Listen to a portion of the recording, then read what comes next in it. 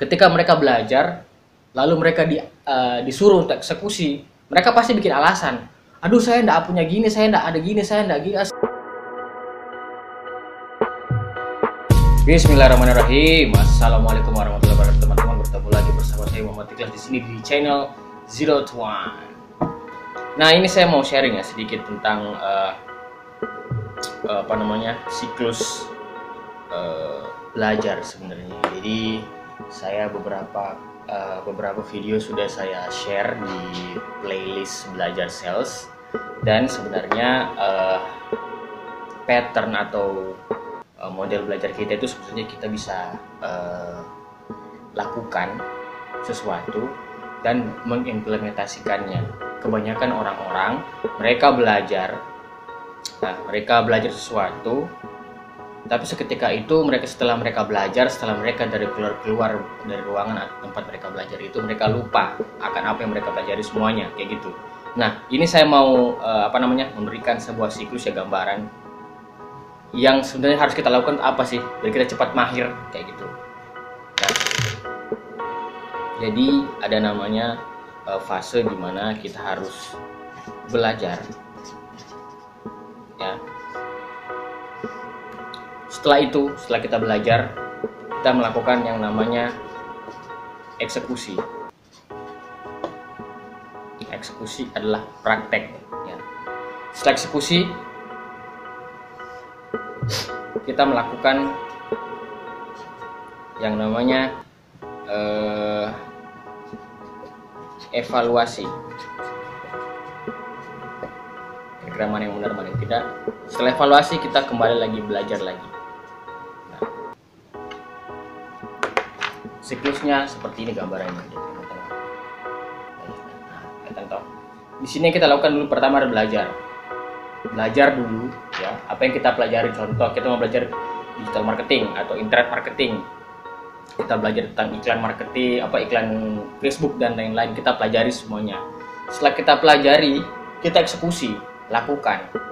Karena apa yang biasanya kita pelajari sesuatu itu tidak sama dengan ketika kita eksekusi. Itu sudah pasti, itu rumus sudah pasti itu. Jadi kalau kita biasa belajar, setelah itu kita eksekusi, itu biasanya ada hal lain. Oh, kira-kira kalau saya melakukan seperti ini, yang cocok dengan diri saya ternyata seperti ini ketika saya eksekusi. Oke, setelah eksekusi kita melakukan evaluasi. Oh, tadi ketika sudah melakukan hal seperti ini, ternyata ada yang kurang begini. Nah, akhirnya kita kembali lagi ke belajar lagi. Itu biasanya saya pun sebenarnya dulu waktu ilmu sales atau komunikasi saya pun sebenarnya tidak baik ya. Saya pun tidak kurang bagus sebenarnya. Cuman saya terus melakukan hal-hal seperti ini karena semakin kita melakukan banyak eksekusi di sini, semakin kita melakukan banyak eksekusi, semakin kita terekspos terhadap sesuatu. Akhirnya setelah kita terekspos, kita terbiasa. Saya dulu berkomunikasi dengan orang, pertama kali saya bercerita ya, saya pertama kali dulu di Pialang itu komunikasi saya untuk face to face ke orang itu saya sering takut, sering gugup, sering tremor. Apalagi kalau disuruh telepon orang itu, saya biasanya angkat telepon itu sambil kita gemeteran tangannya. Kita takut telepon orang, takut kita nawarin orang. Tapi setelah saya memaksakan diri saya belajar, saya eksekusi terus, saya kira terbiasa. Fungsinya eksekusi itu di situ. Saya terbiasa.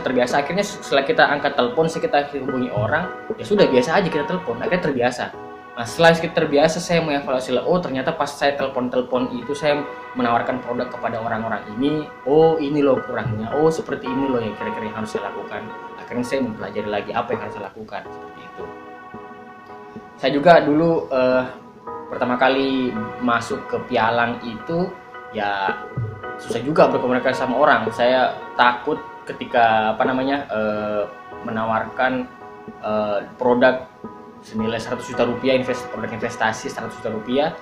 Saya saat itu langsung mempertanyakan diri saya sendiri, bisa nggak sih saya jualan itu? Lalu setelah itu senior saya atau kepala cabang saya yang pernah saya ceritakan di video ini ya, namanya Pak Jimmy itu, dia bilang, bro, kamu itu belum pernah pegang duit 100 juta, makanya kamu bilang enteng, apa kamu bilang berat, kamu bilang susah untuk menawarkan. Tapi karena kamu ini belum pernah megang itu. Coba kamu pernah memegang uang 100 juta itu, pasti kamu gampang untuk untuk menawarkannya, kamu gampang untuk menjelaskannya.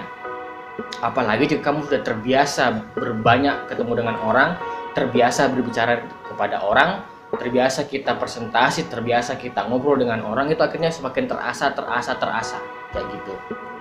Akhirnya kita lancar untuk bisa ngomong. Karena penyakitnya anak sekarang itu mereka ketika mereka belajar lalu mereka disuruh untuk eksekusi, mereka pasti bikin alasan. Aduh, saya enggak punya gini, saya enggak ada gini, saya enggak gini, kebanyakan alasan. Nah, mereka membuat alasan itu sebenarnya alasan cuma satu, karena mereka mau membuat sebuah pembenaran agar mereka tidak melakukan eksekusi, itu aja. Mereka malas intinya, bukan mereka karena tidak mau belajar. Saya dulu start YouTube channel ini, kalian lihatlah video-video saya ke belakang itu, tidak ada yang sesempurna seperti sekarang ini saya berbicara lancar di depan kamera. Dulu pun saya gagok gitu, susah berbicara di depan kamera, saya mesti stuck gitu, susah mau ngomong. Tapi sekarang karena saya terbiasa, saya memaksakan diri saya untuk berbicara di depan kamera, saya membiasakan diri saya untuk presentasi di depan kamera, akhirnya saya terbiasa. Saya sudah terbiasa, mau bagaimana kamera bagaimanapun, saya terbiasa sudah bisa ngomong di depan kamera, saya bisa, apalagi di depan orang, saya sudah sangat terbiasa. Seperti itu teman-teman. Jadi ada siklusnya. Ya, diingat lagi, belajar dulu. Oh, seperti ini teorinya. Langsung eksekusi. Cari teman, cari siapapun yang bisa kalian ajak berbicara, yang bisa kalian ajak untuk presentasi, yang bisa kalian ajak untuk berkomunikasi, eksekusi di situ. Oh, seperti ini ternyata. Semakin banyak kita eksekusi, semakin kita terbiasa untuk berbicara. Akhirnya loss aja ngomongnya, gampang, enak. Let it flow aja akhirnya. Dan harus kita berpikir-pikir lagi. Setelah kita berbicara tadi itu, jangan lupa evaluasi lagi. Oh, kurangnya saya apa? Kira-kira begini. Mencatat semua. Kita akhirnya belajar lagi. Nah, itu terus siklusnya berputar. Jadi belajar, eksekusi, evaluasi, belajar lagi, itu terus yang kita lakukan. Akhirnya kita akan mahir dengan sendirinya, teman-teman. Seperti itu video dari saya, semoga bermanfaat. Saya berharap kalian bisa like video ini, share ke teman-temannya jika kalian merasa bahwa video ini bermanfaatnya, karena saya juga berharap video saya, apa yang saya sampaikan di video saya ini bisa bermanfaat untuk orang-orang banyak. Dan jangan lupa subscribe dan like video ini, karena itu sangat berarti buat saya, itu membuat saya tambah semangat. Terima kasih, saya Muhammad Ikhlas. Assalamualaikum warahmatullahi wabarakatuh.